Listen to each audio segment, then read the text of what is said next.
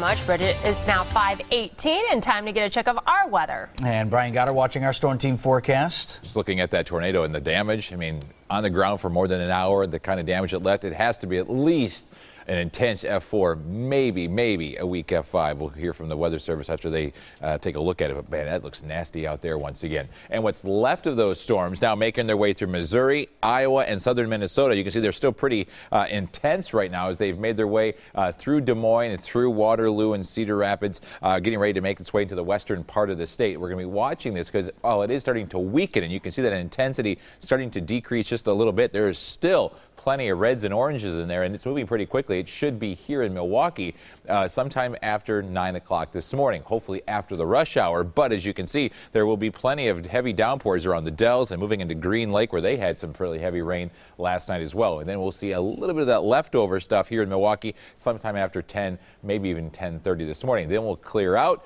Will be hazy, warm, and humid, and with those temperatures warming up into the lower 80s and all that humidity in the air, we can't rule out a few pop-up showers once again in the early afternoon hours, and then by 3:30, 4 o'clock, it's all out of here, and it's just going to be warm and humid the rest of the afternoon. Right now, it's warm at 64 degrees in Milwaukee, 59 in Glendale, and 61 in West Allis. In Walworth County, you're looking at temperatures around 64 in Pell Lake, also in Lake Geneva and Walworth, 63 in Whitewater, and East Troy is 64. Easy for me to say, right?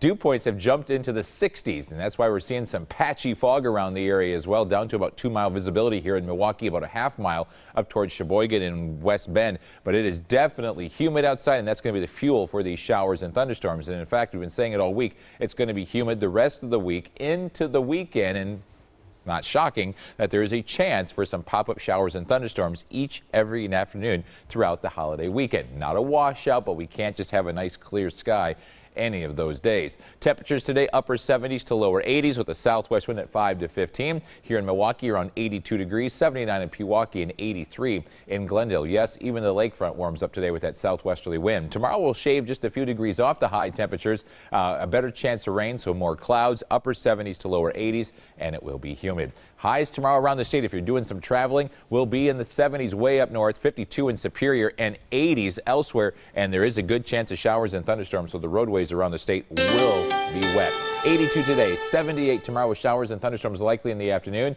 Thunderstorms possible Saturday afternoon and Sunday, just kind of spotty out there, and just a slight chance now on Memorial Day with a high of 76. Tatiana.